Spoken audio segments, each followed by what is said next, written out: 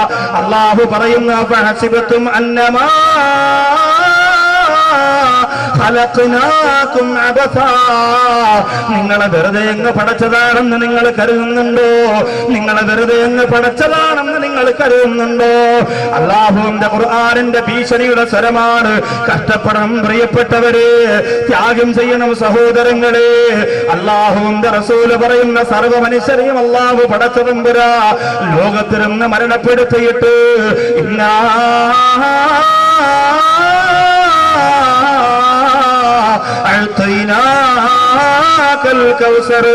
പരലോകത്തിനേക്ക് അല്ലാഹു തരുന്ന അനുഗ്രഹങ്ങൾ മാത്രമാണ് എന്റെ മനസ്സിന്റെ സമാധാനമെന്ന് അല്ലാഹുവിന്റെ റസൂൽ സഹാബത്തോട് പറഞ്ഞുകൊണ്ടിരിക്കുന്നു. പുന്നാര നബി തങ്ങൾ പറയുന്നു, പരലോകം തുടങ്ങുന്നത് എന്നിലൂടെയാണ് പരലോകം തുടങ്ങുന്നത്. ദുനിയാവ് മുഴുവനും തകർന്നടിഞ്ഞു പോയാ കുല്ലു മൻ അലൈഹാ ويبقى وجه ربك ذو الجلال والإكرام. എല്ലാ വസ്തുക്കളും അല്ലാഹു ഒഴിച്ച് സർവ്വതും തകർന്നു പോകുന്ന ഒരു ലോകം. അത് കഴിഞ്ഞിട്ട് അല്ലാഹുവിന്റെ റസൂൽ പറയുന്നു, അന അവ്വലു മൻ യുബ്അസു യൗമൽ ഖിയാമ, ആദ്യമായി എഴുന്നേൽപ്പിക്കുന്നത് എന്നെയാണെന്ന് നബിയുനാ മുഹമ്മദ് മുസ്തഫ സ്വല്ലല്ലാഹു അലൈഹി വസല്ലം അല്ലാഹുവിന്റെ റസൂലിനെ വിളിച്ചുകൊണ്ടെത്തുകയാണ്. പരലോകത്തേക്ക് നമ്മൾ എത്തുകയാണ്. അല്ലാഹുവിന്റെ റസൂലിനെ ഭൂമി എങ്ങനെ തരിശു ഭൂമിയായി സർവ്വതും തകർന്നടിഞ്ഞ് ഒരു ബോൾ ഉരുട്ടിയാൽ ഇതിന്റെ അങ്ങേത്തലയ്ക്ക് പോയി നിൽക്കുന്ന രീതിയിൽ നിരപ്പായി കിടക്കുമ്പോ എവിടെയാണ് അല്ലാഹുവിന്റെ റസൂല് കിടക്കുന്നത്? പരിശോധന നടത്തുമ്പോൾ ആദ്യം കാണുന്ന പ്രകാശമുള്ള സ്ഥലമേതാ? സുബ്ഹാനല്ലാഹ്, ആ പുണ്യസ്ഥലത്ത് മരിച്ചവരെ നിങ്ങളെത്ര ഭാഗ്യവാന്മാരാണ്. ആ മനോഹരമായ സ്ഥലത്തടക്കം ചെയ്യപ്പെട്ടിരിക്കുന്നവരെ നിങ്ങളെത്ര ഭാഗ്യവാന്മാരാണ്. അല്ലാഹുവേ, ബാഫഖീതങ്ങൾ ഉൾപ്പെടെയുള്ള ഒരുപാട് മഹാരന്മാര് അല്ലാഹുവിന്റെ റസൂലിന്റെ ചാരത്ത് കിടക്കുമ്പോൾ സുബ്ഹാനല്ലാഹ്, ആ പുണ്യഭൂമി ഒന്ന് കാണാനെങ്കിലുമുള്ള ഭാഗ്യം നിങ്ങൾക്ക് തരണേ അല്ലാഹ്. അല്ലാഹുവിന്റെ റസൂൽ പറയും, ആദ്യമായിട്ട് ഞാനാണ് എഴുന്നേൽക്കുന്നത്. അല്ലാഹുവിന്റെ അനുമതിയോട് എഴുന്നേൽക്കണമെന്ന് പറയുമ്പോൾ ജിബ്രീൽ അലൈഹിസ്സലാത്തു വസ്സലാമാണ് വന്ന് അല്ലാഹുവിന്റെ ഹബീബിനെ വിളിച്ചുണർത്തുന്നത്. ആദ്യമായിട്ട് ചോദിച്ച ചോദ്യം എന്തെന്നറിയോ? അയിന ഉമ്മത്തി യാ ജിബ്രീൽ, എന്റെ സമുദായം എവിടെയെന്ന് നബിയുനാ മുഹമ്മദ് മുസ്തഫ ആദ്യത്തെ ചോദ്യം അതാണ്. എന്റെ സമുദായം എവിടെയെന്ന് അല്ലാഹുവിന്റെ റസൂൽ സല്ലല്ലാഹു അലൈഹി വസല്ലം തങ്ങൾ ചോദിക്കുകയാണ്. ജിബ്രീൽ അലൈഹിസ്സലാത്തു വസ്സലാം പറയുന്നു, നബിയെ, സമയമായി, അങ്ങയുടെ സമുദായത്തെ പരലോകത്തേക്ക് കൊണ്ടുവരാ സമയമായി. ഉഖ്റുജൂ ഇലാ മഹ്ശർ, ഖബറിന്റെ ഉള്ളറയിൽ നിന്ന് വല്ലപ്പുഴ അടക്കിയവരും പൊട്ടച്ചിറയിൽ അടക്കിയവരും പട്ടാമ്പിയിൽ അടക്കിയവരും പെരിന്തൽമണ്ണയിൽ ഖബറടക്കിയവരും മലപ്പുറത്ത് എറണാകുളത്ത് തൃശ്ശൂർ തിരുവനന്തപുരത്ത് അടക്കപ്പെട്ടവരെല്ലാം ഖബറിന്റെ അകത്തിരുന്ന് എഴുന്നേറ്റ് വരികയാണ്. യൗമ യഖൂമു റൂഹു വൽ മലായികതു സഫാ, സഫാഹി, മനുഷ്യരും അതുപോലെ മലക്കുകളും അല്ലാഹുവിന്റെ ജിന്ന വർഗ്ഗങ്ങളെല്ലാം നിരനിരയായി നിൽക്കുകയാണ്. യൗമ യഫ്റുൽ മർഉ മിൻ അഖീഹി ഉമ്മിഹി വബീ, ഉമ്മായ നോക്കാ മക്കൾക്ക് കഴിയുന്നില്ല, ഉപ്പായ നോക്കാ മക്കൾക്ക് കഴിയുന്നില്ല, സഹോദരങ്ങളെ നോക്കാൻ സഹോദരിമാർക്ക് സാധിക്കുന്നില്ല. കുടുംബത്തിന് വേണ്ടി കട്ടപ്പെടുമ്പോ നിസ്കാരം മറന്നവര്, അല്ലാഹുവിനെ മറന്നുകൊണ്ട് ഉമ്മയെ നോക്കിയവര്, പടച്ചോനെ മറന്നുകൊണ്ട് കൂടപ്പുറപ്പിന് വേണ്ടി ജീവിച്ചവര്. അതുപോട്ടെ, ഇന്ന് കൂട്ടുകാരന്റെ കല്യാണത്തിന് പോകുമ്പോ നിനക്ക് നിസ്കാരമുണ്ടോ? ഇന്ന് കൂട്ടുകാരന്റെ വീട്ടിൽ ഫംഗ്ഷൻ നടക്കുമ്പോ അല്ലാഹ് നീ മറക്കുന്നില്ലേ? നോക്കുമോനെ, പടച്ചോന്റെ ഖുർആൻ പറയുകയാ, ഉമ്മാടെ ഭാഗത്ത് നോക്കാറ്, ഉപ്പാടെ ഭാഗത്ത് നോക്കാറ്, മക്കളെ നോക്കാറ്, സഹോദരങ്ങളെ നോക്കാറ്. യൗമ യഫ്റുൽ മർഉ മിൻ അഖീഹി ഓടുകയാണ്.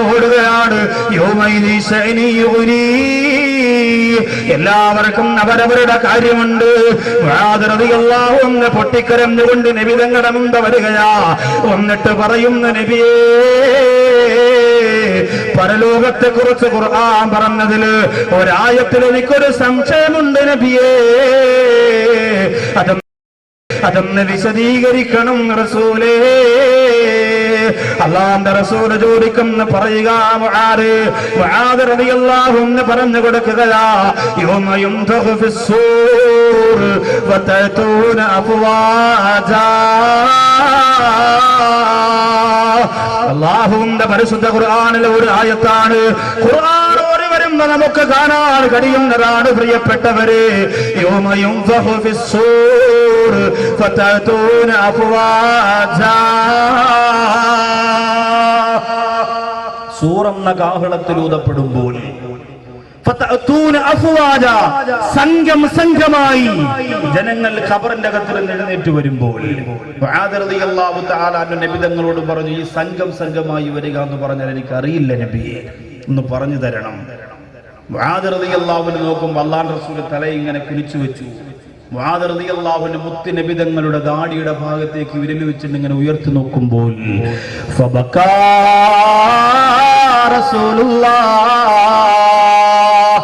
അല്ലാഹുവിന്റെ റസൂൽ പൊട്ടിക്കരയുകയാണ്. എന്നിട്ട് പറയുന്നു, മുആദേ സൽതനി അൻ അംരിൻ അദീം, ഒരു വലിയ ഗൗരവമുള്ള കാര്യമാണ് മുആദേ നീ എന്നോട് ചോദിച്ചിരിക്കുന്നത്. വളരെ ഗൗരവമുള്ള ഭയപ്പെട്ടു പോകുന്ന ഒരു കാര്യമാണ് എന്നോട് ചോദിച്ചിരിക്കുന്നത്. അല്ലാഹുവിന്റെ റസൂൽ പറയുന്നു, തുഹ്ശറു ഉമ്മത്തി അലാ 12 സിൻഫാ. ഖബറിന്റെ അകത്തുന്ന പരലോകത്തേക്ക് മനുഷ്യർ എഴുന്നേറ്റ് വരുമ്പോ 12 വിഭാഗമായി വരുന്നതാണ് മുആദ്. വല്ലപ്പുഴയിലെ ചെമ്മൻകുടിയിൽ വന്ന ഉമ്മമാരെ പാരിതോഷികം വാങ്ങാൻ വേണ്ടി കടന്നു ചെല്ലുകയാ. അല്ലാഹുവിന്റെ കോടതിയിൽ പരലോകത്തെ പാരിതോഷികം വാങ്ങാ ഖബറിന്റെ അകത്തിലും എഴുന്നേറ്റ് ചെല്ലുന്ന ചെമ്മൻകുടിയിലെ ഉമ്മ. അല്ലാഹുവിന്റെ റസൂൽ പറയുന്ന 12 വിഭാഗമായിട്ടാണ് എഴുന്നേറ്റ് വരുന്നത്. അല്ലാഹുവിന്റെ ഹബീബ് പറയുന്ന മുആദേ അതിൽ 11 വിഭാഗവും നരകത്തിലാണ് മുആദേ.